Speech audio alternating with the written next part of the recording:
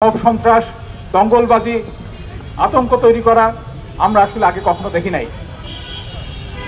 এবং এই আতঙ্ক তৈরি এবং হামলা করা সংখ্যালঘু সম্প্রদায়ের উপর হচ্ছে, নারীদের উপর হচ্ছে, মাজার কিংবা যারা সুফি কিংবা যারা ফকির সম্প্রদায়ের মানুষ তাদের উপর। তার মানে যাদেরকে আলাদা করা যাচ্ছে, বিচ্ছিন্ন করা যাচ্ছে, যাদের অধিকার বিষয়ে সমাজে একটা চেতনা তৈরি আছে, তাদেরকে লক্ষ্য করে টার্গেট করে একের পর এক সন্ত্রাসী কার্যক্রম তারা করছে, এটা প্রত্যেকে জানেন। আমরা দেখতে পেয়েছি, যেমন একটা উদাহরণ দেওয়া যাক, কিছুদিন আগে মুন্সিগঞ্জের লঞ্চ ঘাটে একজন নারীর উপর একজন তরুণ রীতিমতো দঙ্গল বাঁধিয়ে একটা মত তৈরি করে তারা সেই তরুণীকে প্রকাশ্যে বেত্রাঘাত করেছে আর বলেছে মানুষরা নাকি ওই মেয়ের পোশাক পছন্দ করে না, তাই সবার হয়ে সে তাকে শাস্তি দিচ্ছে। সেই তরুণকে গ্রেফতার করা হয়, এক সপ্তাহের মধ্যে তাকে জামিন দেওয়া হয়। এবং আমি যেটা জানি, গত মাসে ওই জেলা প্রশাসক, পুলিশ প্রধান তাদের উপস্থিতিতে একটা সমাবেশে, আইন শৃঙ্খলা রক্ষার একটা সমাবেশে তাকে বক্তব্য রাখতে বলা হয়েছিল। অর্থাৎ কয়েক মাস আগে যিনি মব সন্ত্রাসী, এখন তিনি জেলায় কিভাবে আইন শৃঙ্খলা রক্ষা করতে হবে সেই বিষয়ে পরামর্শ দিচ্ছেন, মতামত দিচ্ছেন।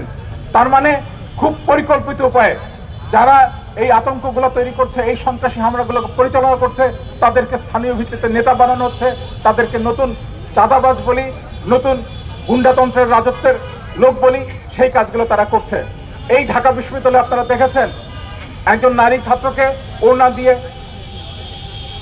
যৌন হামলা করা, সেই হামলার প্রতিবাদে মেয়েরা মিছিল করে এই শাহবাগ থানায় এসেছিল, মব সন্ত্রাস তৈরি করে সেই ছেলেকে আবার ছাড়িয়ে নিয়ে যাওয়ার চেষ্টা করা হয়েছে। এবং মাজারের ঘটনাগুলো কি ভয়ঙ্কর যদি দেখা যায়, যে একের পর এক যে মাজারে হামলাগুলো হয়েছে, একটু আগে যেটা এহসান মাহমুদ বলেছেন, যে যেটা আসলেই প্রয়োজন, যে ভিপি নুরের উপর যে নৃশংস হামলাটা হলো তার বিষয়ে একটা কমিশন গঠন করা হয়েছে, বিচার বিভাগীয় তদন্ত কমিশন। কিন্তু এই যে একের পর এক মাজারে হামলা হলো, কার ব্যর্থতা হয়েছে, কারা করেছে, কিভাবে করেছে, সেটা নিয়ে সরকার কি করেছে? এখন পর্যন্ত কি তারা একটা মাজারে হামলার শাস্তি দিয়েছে, তাদেরকে চিহ্নিত করেছে? এই কাজটা তারা করে নাই। ফলে আমরা ধরে নিতে পারি যে এই সরকার সুনির্দিষ্ট কারণে, তাদের নিজেদের ইচ্ছাই হোক, কারো চাপের কারণে হোক, তারা এই সন্ত্রাসকে জায়গা দিচ্ছে, তারা এই সন্ত্রাসকে প্রশ্রয় দিচ্ছে। আপনারা যদি খেয়াল করেন, 8 আগস্ট 2024 যখন অধ্যাপক ইউনূস বাংলাদেশে আসলেন, তিনি তার প্রথম বক্তৃতায় সুনির্দিষ্টভাবে উচ্চারণ করেছিলেন, যেটা আমাদেরকে আশাবাদী করেছিল। তিনি বলেছিলেন, বাংলাদেশের ইতিহাসে এই প্রথম কোনো একজন রাষ্ট্রপ্রধান এইভাবে বক্তব্য দিয়েছিলেন যে এটা এমন একটা দেশ যে দেশে হিন্দু, মুসলিম, বৌদ্ধ, শিয়া, সুন্নি, কাদিয়ানি প্রত্যেকের জন্য সমান অধিকার থাকবে এই বাংলাদেশে।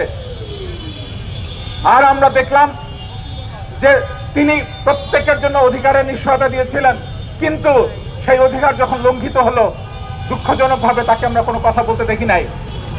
মব সন্ত্রাসের একটা ভয়ঙ্কর রূপ আমরা দেখলাম দৈনিক পত্রিকার সামনে। পত্রিকার বিষয়ে বিরোধিতা থাকতে পারে, পত্রিকার লেখা বক্তব্যের ভিন্নমত থাকুক, সে বিষয়ে কথা হোক, কিন্তু সুনির্দিষ্টভাবে পত্রিকা অফিসের সামনে জিয়াফত করা, আতঙ্ক তৈরি করা, সাংবাদিকদেরকে ভীত সন্ত্রস্ত করা, নিজের মতো করে চলতে বাধ্য করা, এই যে ভয়ানক পরিস্থিতি আমরা দেখতে পেলাম, তার তুলনা বাংলাদেশের ইতিহাসে খুব কম আছে।